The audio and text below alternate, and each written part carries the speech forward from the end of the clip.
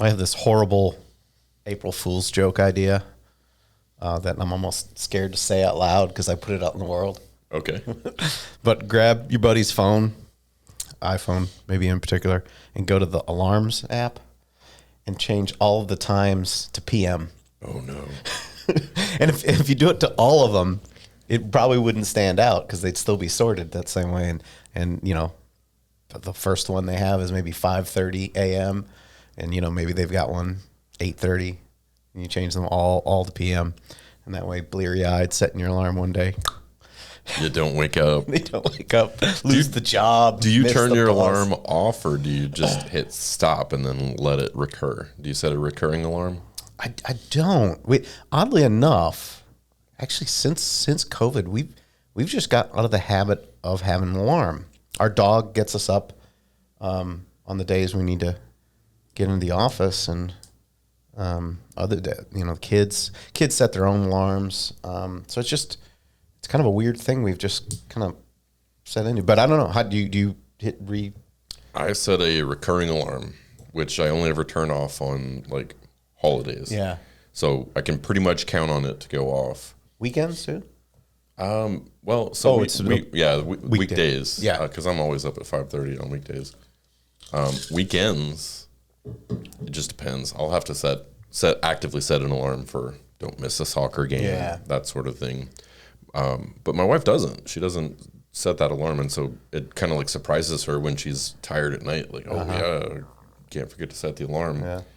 And it got to the point where I actually set an alarm on our Amazon Alexa, one for the kids and one for her, just as a sort of a warning shot that I know she's going to ignore, but at least it takes her out of that deep REM sleep so that the kids can be like, hey, we got to go to the bus. Yeah. And I manage that one too. So she's not got a great relationship with time. And in fairness, I don't have a good relationship with space, like direction. Yeah. Oh, yeah. So I'm not even going to fault her because I think both of us have like an incredible deficiency. And if you follow the whole Einstein idea of space and time, we're deficient in the same thing, just on different ends of the spectrum. Yeah. That's fun. You are listening to The Soapbox. I'm Paul. And I'm Eric. This all started out with a list. What's that all about? So I've compiled a list over the years of things that just bother me, things that grind my gears. And I shared that list with you. And I thought, you know what? That would make interesting conversation. Sometimes I'm going to want to agree with you, and it's just going to be something we talk about. Other times, though, I'm going to want to steel man the opposite position because I think that's just interesting conversation. Yeah, and keep in mind, I'm always right, but Paul's just a really good debater. Hey! This is a discussion that has been in the works since prior to episode 1. This is one of your all-time favorite topics. Mm-hmm. And you might even say that this was destined to happen. Yeah. We today are going to be talking about the very kind of abstract, sometimes theological, philosophical, and scientific topic of free will. Yes. Free will. Do you have it? Well, first of all, let's before we get into positions on it, can we outline the term? Can we talk about what exactly even is free will, or is that putting the cart ahead of the horse? No, I think it's great, and we'll probably reference. I have a pretty popular YouTube video that my buddy Ty recorded here on campus.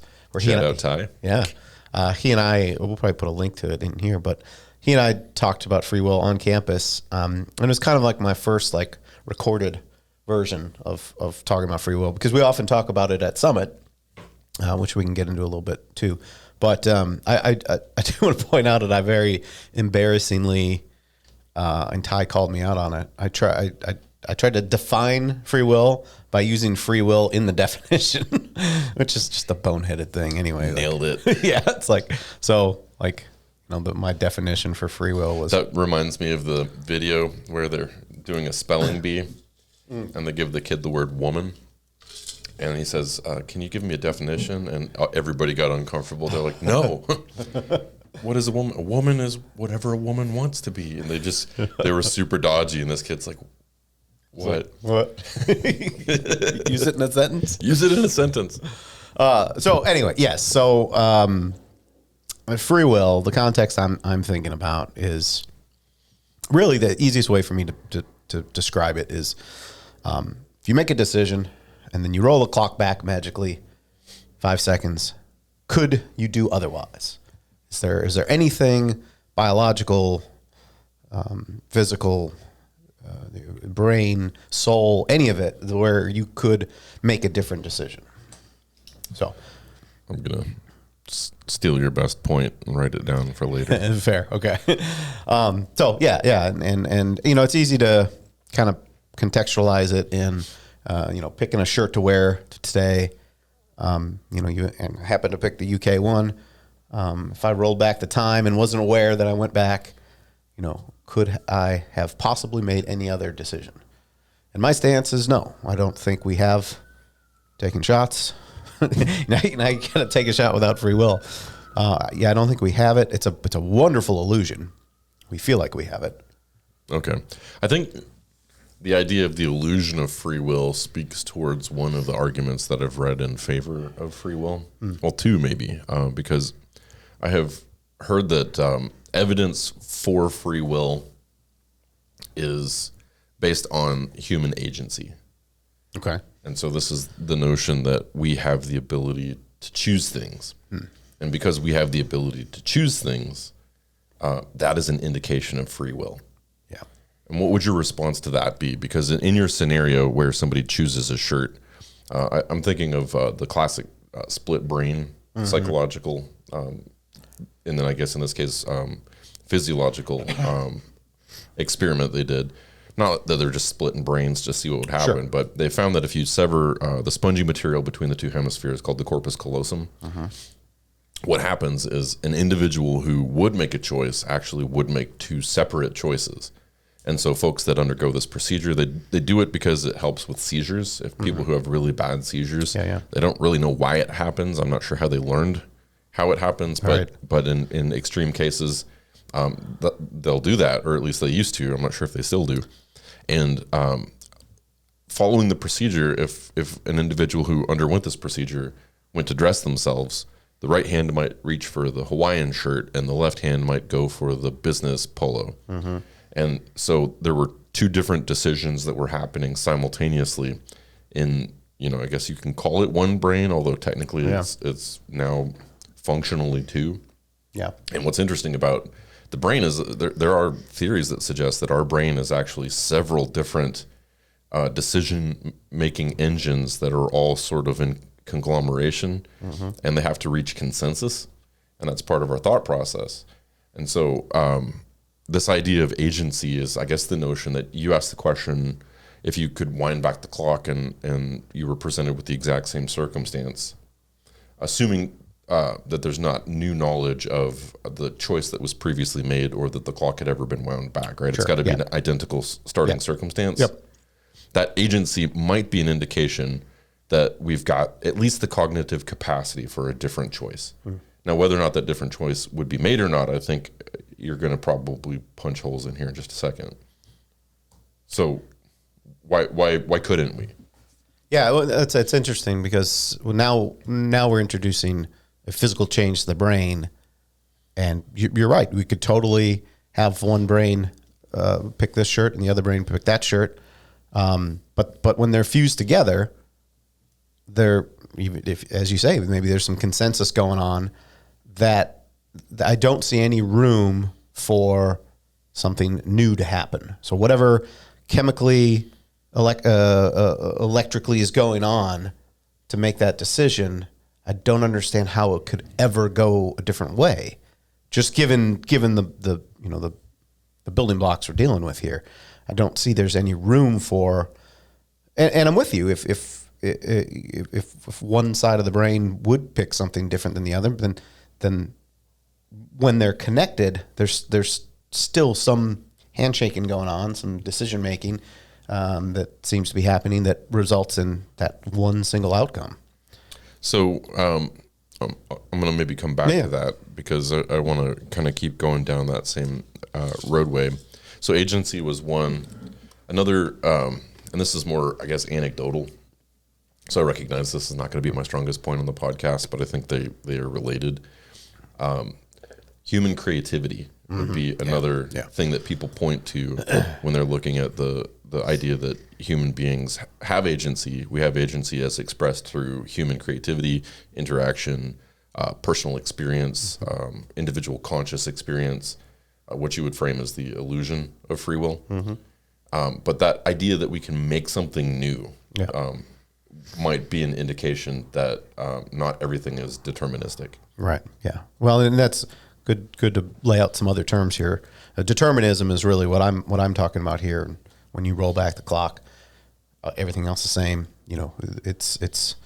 I hate to use the term predetermined because that kind of makes me think of that would imply God, a maker of some. Yeah. Okay. But you know, I'm also we'll get there, I think, too, where I'm happy to insert the soul into this equation too and talk about that. But look, thinking about determinism in this way, you roll back the clock, you'd still make the same decision. Creativity is interesting because one of our summits, we got into this conversation of free will, and I don't know if we've really talked about summit in any degree here, but it's a meeting I like to have once a month at my house, inside, outside, campfire. The campfire's only outside, just keep in mind. I thought you were giving me choices here. the choice there, and we often hit topics on religion and philosophy and things, and free will has come up a lot. It bothers some people to talk about it. Why do you think that is? I'm not bothered by that being challenged, but I grew up in a different sort of Christian home. I'll talk about that too here in a bit. But it's interesting. I've seen two types of bothered people.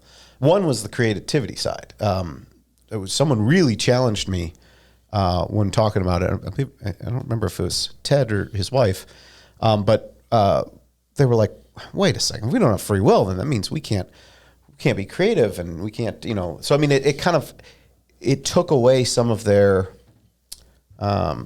feeling of creativity. Like it took a piece of them away. Like admitting that it's not there was kind of taking a piece of them away. Yeah, that might be an interesting lead into another point that I've heard.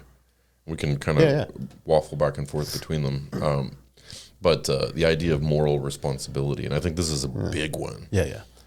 Because the advocate for free will would suggest that the presence of free will means that the individual has a choice, and in having a choice, they are culpable for that choice and whatever consequences that choice may bring. Yeah. And if you are an advocate that free will doesn't exist, everything is predetermined or just deterministic, depending upon your, your philosophies on God or whatever else, then you have to take a much different approach to people that do stuff that isn't socially desirable. Yeah. No, this is interesting because now you're underscoring the other bothered group that I've encountered. And the other group I've encountered are the ones that are like, well, if we don't have free will, then what's stopping us from just shooting everybody and this is a question that when you and I were sort of going back and forth on, does God exist? Does God not exist? Very early on, I was still sort of learning about moral frameworks. And I had this notion that God is morality, therefore the absence of God is the absence of morality. Yeah. And so I think to, relate it to the idea of free will, then free will is morality. And if free will doesn't exist, then the only morality is don't get caught and do as well as you can for yourself and anybody that you value personally. Yeah. And I guess I pick up a lot of the morality from the Bible and other places as really good bits. I don't think you have to throw away morality if you don't believe in a God. Golden rule, all these things, I think, and most of them predated at least the Christian Bible. Unless you believe it was the first. Unless it was the first, but I mean, there's certainly a lot of evidence for, stories in the Bible that were told before, Jesus. And you want to make that a rabbit trail, or you think we don't have time for that one? I'm not as learned on it, certainly, but Gilgamesh and these stories, but you're talking about like old flood accounts and things like that. Things like that, yeah. See, I think there's a Occam's razor for that. Yeah. If a big flood happened, lots of people would talk about it, and Yeah. some people might get it wrong. Yeah. You know what? That's a great conversation for another Okay, episode. okay. But yeah. So where do we land?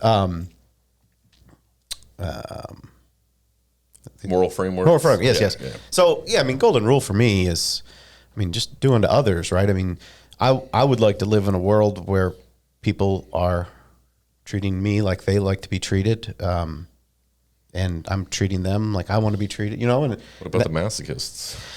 I mean, Do you want them treating you the way they want to be treated? that's fair. I do think though where I feel the illusion of free will fits in with morality is actually probably the most important thing I've taken away from. And again, I didn't always feel we didn't have free. I mean, I think people just kind of assume you have free will and you have to kind of talk yourself out of it, right? I think that's kind of the standard, because again, it's such an elaborate illusion that you really feel you have it, and I think I have a kind of a saying I put together that you should try to live as if you have free will, but love others like they don't have free will. And I think the important part there is that if somebody does go murder a bunch of people, we lock them up, hopefully catch them, lock them up, but we don't treat them as a monster. We don't treat them as someone who decided just to go kill people. We treat them as someone who's sick, right? There's something in their brain that made them think this was okay, first of all. Because that's the other thing, too. You ask most people that don't believe in free will, why aren't you going out and murdering and killing all the people you want? And I am. I do that. You do murder and kill people? I murder all the people I want to. Well, dang, I'm going to disagree with you far less from this point forward. You have to be careful with that sentence, though. I kill as many of the people as I want to. And Which the is one zero. is just zero, right? Which is what most people, I would think. Most people at some point have wanted to and just haven't because they've been afraid of repercussions. Well, I think that's probably the best deterrent, right? Is like you said, getting caught. So we need that, like whether free will exists or not. I think more importantly, if it doesn't exist, we need enforcement. We need there's going to be punishment if you do these things, because that's the important way to get our brains that are working on biology to behave. I think what you do with this perspective is it takes an idea of a limited pool of options just to the extreme. Yeah. I've heard the analogy. I think I read this on a forum or something once upon a time, but I've heard the analogy that free will is like a free throw in basketball.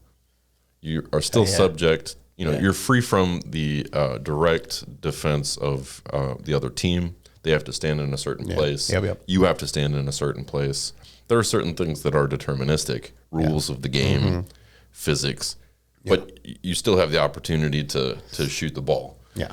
And so there's an element of determinism to things that's coupled with that human influence and experience that's sort of, I don't know, it's sort of both. Yeah. I think it's a cop out. I think that's like the people trying to step outside of the do you believe in God or you don't believe in God, and you're just like, no, I'm like in the middle. I'm agnostic, as a lot of people would say, but we talked about that on another episode. But yeah, I think it's a cop out to say, we really don't have free will for all these things, but when it comes down to kind of small choices or certain aspects of decision making, that we get a little bit of wiggle room. And I mean, it's we don't see it in our biology. We don't. I mean, I don't think anyone has ever demonstrated what part of the brain, it is capable of just having that freedom. And I think you can play some games to kind of illustrate it. One being, name a movie. You could, and maybe humor me and just name a random movie or a movie. Pirates of the Caribbean, Okay, Curse yeah. of the Black Pearl. There you go. The only good one in the franchise and one of my favorites. And that's a soapbox right there. You don't like that movie? No. Okay, I was going to say, that's a classic. I figure you could go down. You thought of that movie. Can you think of any particular reason? Because you like it, one probably. Should I answer this with knowledge of your argument, or should I answer this without knowledge of your Be argument? as playful as you want. I named this one because, first of all, loved it in college. I think is when it came out for me. Yeah. Had the poster on my wall, dressed up as Johnny Depp's character from the movie. Looked surprisingly similar for, kind of a chubby dude with blue eyes. Yeah, all the pirate garb certainly hides a lot of chicken and waffles. And so you can think about that and say, well, you certainly didn't come up with a name of a movie you've never heard of, right? Because that wouldn't answer the question. Yeah, yeah, right. So favorite would imply just at the very nature of the question that it's one that you've sampled. Yeah, and obviously there are thousands of movies just that didn't come to mind. They didn't surface up. And if you and I'm not a meditator. It's something I want to learn to do, but it's my understanding. And I really should have said this at the top, but a lot of my arguments are coming from listening to Sam Harris talk about this. And reading Free Will, his book, and podcasts and things like that. So I imagine there'll be a lot of, Sam, if you're listening, get on the podcast. I'd love to talk to you too. Correct me where I err. But let's tag him just for funsies and see if he even gives us the time of day. But so you didn't think of certain movies because they didn't kind of float to the top. And it's my understanding that if you really pay attention to where thoughts actually come from, you start to realize that you're not the author of them. You're not actually coming up with them. And if you're trying to think of a random movie, and I encourage listeners to just be kind of thinking of movies as we're talking, try to notice where they're coming from. Let me maybe peel back some layers on that, because you're talking about you as the conscious self. Yeah. And I think I reject the premise that the conscious self is you. Okay. They're just the witness. They're the watcher, or the. I think it's one aspect of ourselves, but I think there are layers to human psychology that go well beyond what we can just consciously tap into. Sure. And I think to just say the you is the observer, I think that's a very myopic view of the brain and of human psychology. Well, I think that paints this perfectly, because the you I'm talking about is really the one that thinks they have the free will. I don't. Another scenario comes to mind. Do you prosecute the sleepwalking killer? Right. Yeah. What version of them does society sort of hold accountable? Same would be true with like a split personality or right. Obviously, if we're following kind of the morality we're talking about, if someone could do harm, whether it's awake or sleeping, we probably should lock them up, right? So they don't do that harm. Some either mitigate. Yeah. Oh, well, and then we're sort of like touching on philosophies of criminal justice too, right? Yeah. Because there's two prevailing philosophies that I'm aware of. One is punitive, and one is restorative. Yeah. The punitive idea is you did bad, you're going to get punished. Yeah. This is going to act as a deterrent for other people, but also screw you. Yes. You hurt other people, we're going to hurt you back. Yeah. And then the other philosophy is can this person be reformed? Will they do it again? Is there additional harm that they can cause? But it's very much about restoring that person to whatever degree they can be restored to. Mm-hmm. And this is a big rabbit trail, but this is one that you challenged me on at Summit. And I don't even know if you remember, but I was really like wrestling with this notion of capital punishment, because I tend to be sort of a deontological thinker. I judge the morality of individual actions rather than outcomes. Yeah. I judge outcomes too, but excuse me.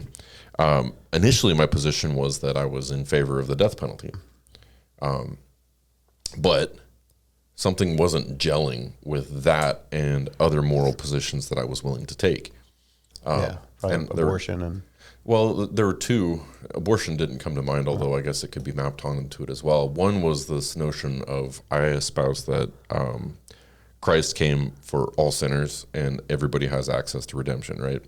And so if I say that's true, then I'm already advocating for a moral platform that suggests that you aren't necessarily going to have to experience the consequences of your actions. Yeah. A grace-based idea. And then two, if I'm a good solid Christian, I should want to extend the life of anybody around me as long as possible, to give them as much time as possible to hear the gospel message and accept it. Yep. And if you kill the killer, that guy needs Jesus maybe more than I don't know. And that's bad philosophy too, or theology too, because everybody needs grace. But you know, you don't want to deny that person their opportunity for salvation. And so, my philosophy on just punishment and just thinking about that whole domain in general shifted from one of being a punisher to one of being a reformer. And it's interesting too, because I think I come to the same conclusion, but I go a different route. Obviously not I don't believe in God. But my thoughts on free will have led me to think, if people do awful, horrible things, yes, lock them up, throw away the key, but prevent them from doing this to others, sure.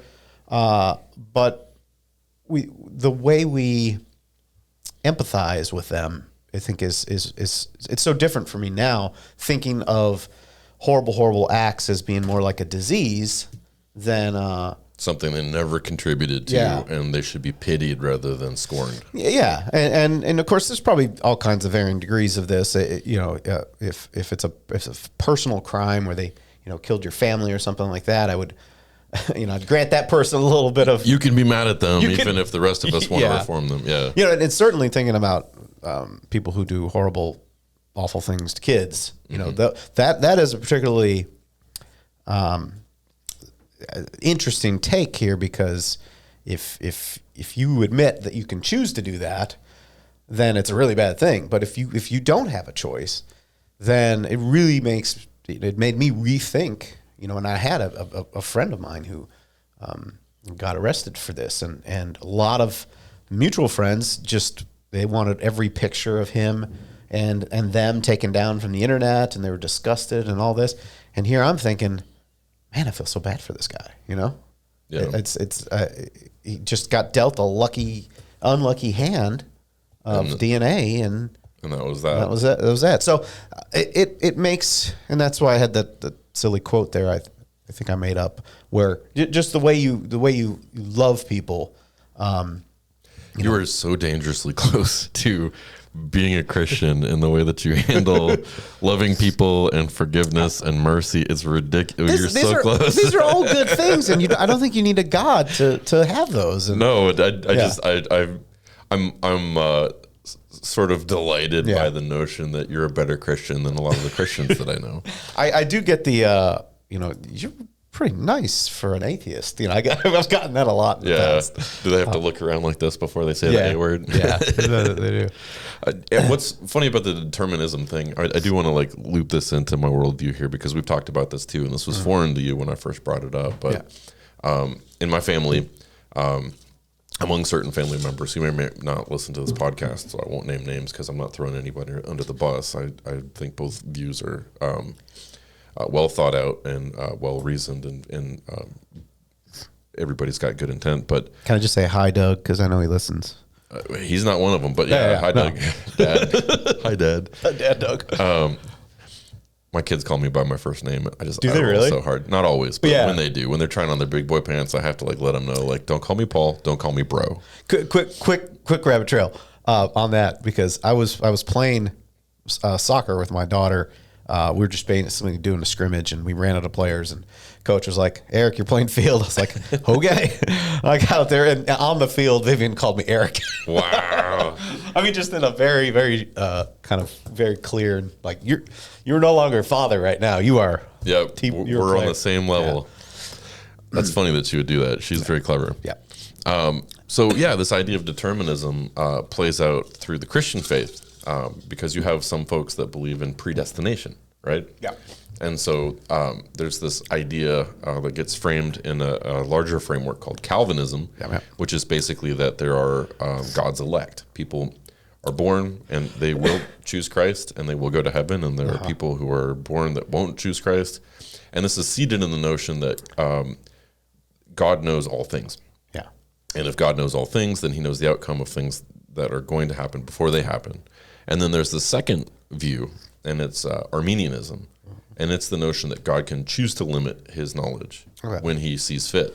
And this is demonstrated in the person of Christ. You know, the whole idea of the Trinity is God, Jesus, Holy Spirit, while three separate entities are all one. It's just the manifestation of God in the flesh, God as the Father, God as, you know, being within somebody after they're being baptized. But the Arminian would make the argument that Christ had limited knowledge on earth, therefore God could limit his own knowledge. And they would suggest that the Calvinist has hubris to believe that God couldn't limit himself because that in and of itself is a limit. So I've kind of had this thought, like this discussion, and I've been contending with these thoughts, not like in a secular sense, but I guess in the religious sense, since I was a kid. I was even not allowed to talk about this at certain family gatherings. I do want to bring up one other point. I've been purposely saving this one for the end because I think it's my strongest point. Okay. And actually, before I do that, I'm going to get to yours. You steel man this one time for me, and you brought up the one X factor that would make free will plausible in your mind. And I feel like you should say it since this is your thought. Yes, it's the soul? Yes. Yeah. Yeah. Well, and again, I'm parroting Sam Harris a little bit here, but I really have come to this thought too, that if there is such thing as a soul, and I don't really know much about what the physical or mystical properties of it might be, but seemingly you didn't choose it, right? You didn't like go to pick from a rack, right? Like we're talking about with shirts. So however that soul is making decisions, and, you know, all arguments are off the table at this point, because now we are talking about something that we don't understand. It's can't measure, can't observe. Yeah. But then there's still no freedom in that. Now the soul is making these decisions, and the soul could have perfect free will and do whatever it wants. But when you're talking about the us here, and again, it gets complicated when you start talking about the conscious and subconscious and all that, because, you know, where are you sitting in all of this? And where's the you and you? Where's the you and you? And just from the practical standpoint of, we're standing at the clothes rack picking a shirt, whether that soul is making the decision, whether it's completely determined by biology, by what you had for breakfast, what you saw, anything in that. Or the one other piece we didn't even throw in here that we would be randomness. Mm-hmm. And it could be there's some random generation going on in the brain that makes that. You didn't make that choice either. So there's no, and now it sounds like Neil deGrasse Tyson, but there's no room for Neil freedom. deGrasse Tyson is like a slightly tamer version of Kramer from Scientology. What? Yeah. What do you mean random? So randomness, but let's couple randomness with one that maybe we haven't brought up before. There are ideas in quantum. Yeah. Okay. Yeah. And quantum, I think, coupled with randomness, that I think make it plausible. I've not always, but for as long as I can remember in my adult life, I felt like I should be able to argue things from two positions. I think I need to be able to make a theological argument from the position of my faith. And since that's the source of my moral framework, if I'm having discussions with other people who have faith-based claims, I should be able to point to the Bible and say, here's where I get these ideas. It's not my own. Yeah. But I also recognize that in a society where not everybody shares those values and some people will just reject them, that's appeal to authority. And if you can't make that appeal to authority, then I think equally for social issues, philosophical issues, I should have some sort of secular argument. argument to be able to defend my position. That's fair. I probably should do the same and have arguments, for the Bible too. I mean, it's not a bad practice. But my secular argument is quantum, and that's this notion that you can have within quantum two potential outcomes, and if it's represented mathematically, both of them are weighted at 50%. Yeah. And I think you'll probably take the position that, well, it may be weighted 50%, but it's always going to be Q1 and not Q2. Yeah. But quantum would say that you can replicate the same experiment with the same starting conditions, and it's going to have, at least as our understanding, an appearance of randomness. Yeah, it was my understanding, at least in some of these experiments, it'll always have the same outcome until you observe it, and that's when it can change. And that's like the double slit experiment and things like that, where actually the observation of the experiment changes the outcome. But again, though, I'm still seeing, even though the outcome's changing, I'm still seeing some form of determinism, where you can actually, if you observe this, we can predict it's going to do this. If we don't observe it, we predict it's going to. And thinking about the brain as like mathematical models and prediction and all that, you give it all these inputs, and of course, randomness could be put in here, but that really doesn't make room for free will. My understanding. I've heard, and I'll frame it two ways. I've heard the brain has evolved to deal with reality and time, and I'll say the brain was created to deal with reality and time in such a way that there are certain things that are abstract that the brain is not equipped to be able to contend with. Yeah. And so I wonder if we're using the wrong tool for this problem. Perhaps. But yeah, I do think at the end of the day, I think you make a very compelling argument. I could see it going either way. And I think that if we have to kind of come full circle and put a bow on things, whether you shot down my spectrum, and that was really a good argument, because you can get a master's degree by saying it's not A or B, it's somewhere in a spectrum between the two. But I do think that there are things that are determined without a doubt. I didn't choose to be born male. I didn't choose to be born in America. I didn't choose to be born in 1983. I didn't choose to be Christian. Depends. Are you Calvinist or Armenian? That's fair. You certainly didn't. You probably imagine you didn't have Buddhism while it wasn't in the running. I don't know if this was a fair crack or not, but in college and for several years afterwards, I did read about Buddhism. I did read about the Pillars of Islam. I did read the Satanic Bible. I tried to look at all the different options that were out there, and I tried to reason through, why is it that I believe what I believe, and why would I reject these claims?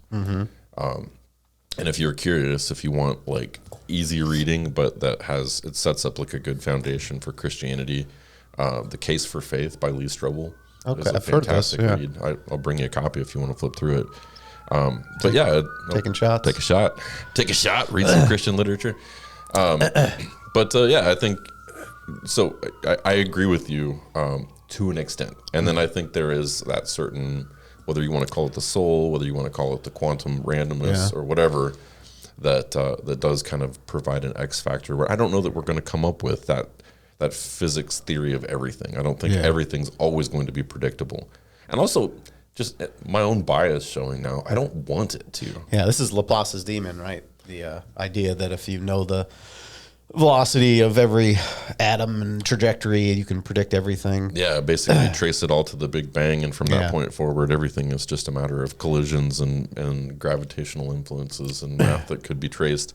Which is interesting. I sense you were trying to get us to the end point, but there are a couple other points I want to throw in. Can I make this one longer? Listen, we don't have commercials. We can make this thing as long as we want. We don't have a choice in the matter anyway. Devs, did you ever see that show? No, I've heard you talk about it, but I don't remember the premise. And I watched it such a long time ago. Well, a long time ago.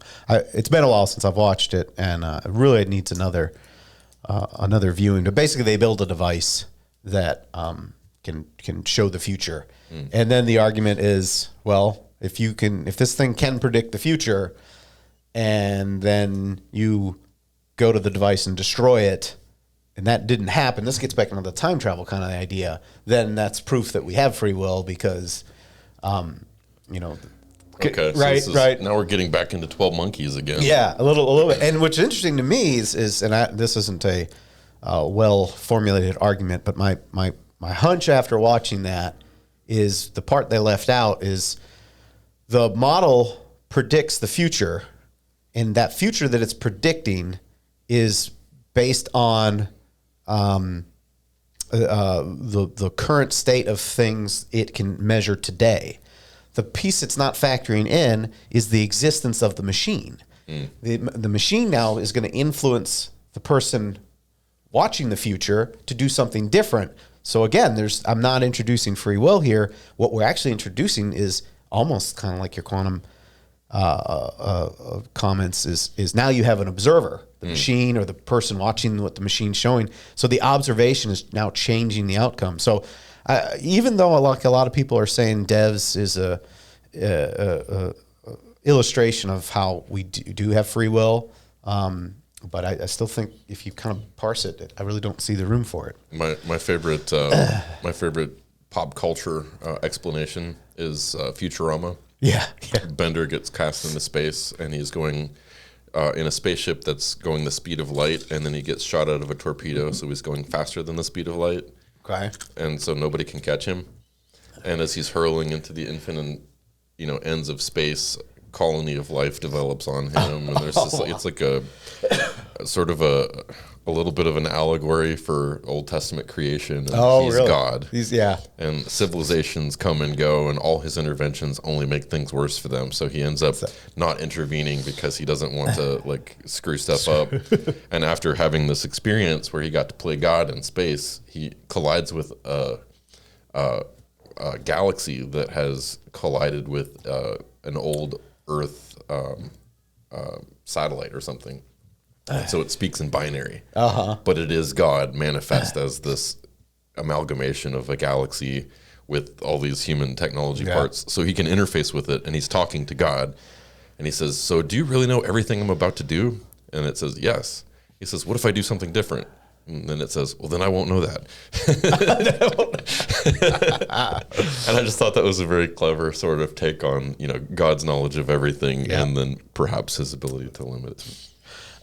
My last thing I want to get out here, and then I'd like to see if you can land this plane, however you like. The whole idea of hooking sensors up to the brain and asking someone to make a choice, and then watching the brain patterns, and scientists are seeing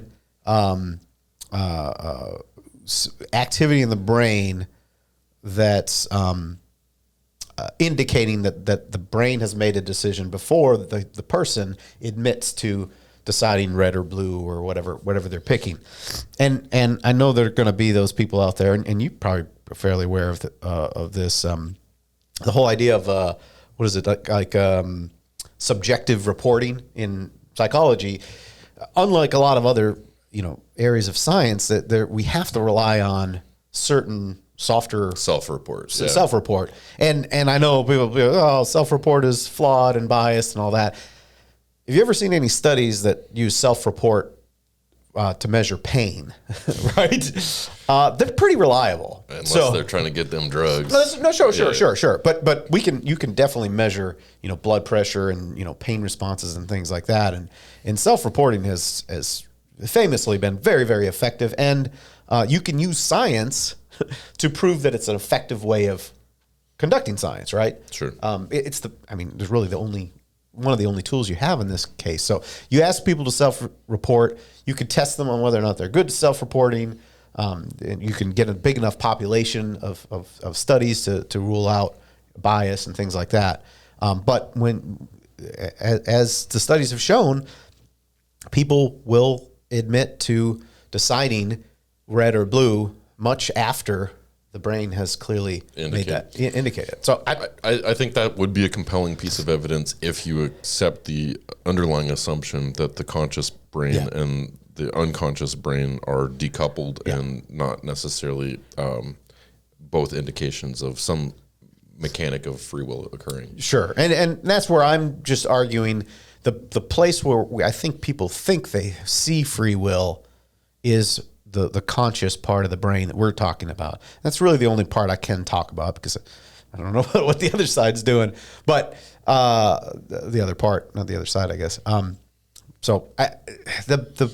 That's the best place to go looking for it, and that's where I think these studies show it's not there. But wouldn't your friends that do meditation or take psychedelics or whatever, who are unlocking other parts of their brain, wouldn't they have a slightly different perspective on the notion that we can't access that? It's maybe just that because like with our brains, I've in my class that I teach at UK, we frame system 1, system 2. Mm-hmm. You gave me a book which I've had on my desk forever. You still have it on your desk.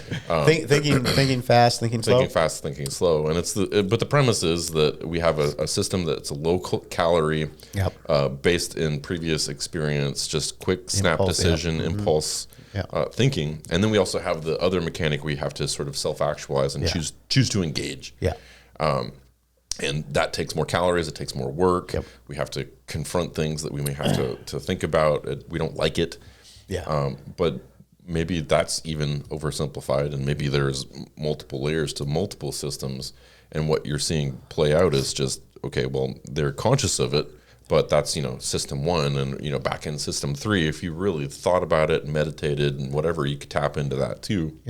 But it's just not a practice people have done. I don't know. I'm comfortable with the ambiguity. I'm comfortable with saying, you know what, if things are determined, then I'm going to still try to act as if they're not.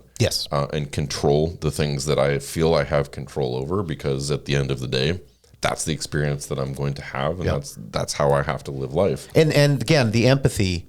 So when you go through your life, go ahead and live your life as if you have free will, do the good things, be a good person, all of this.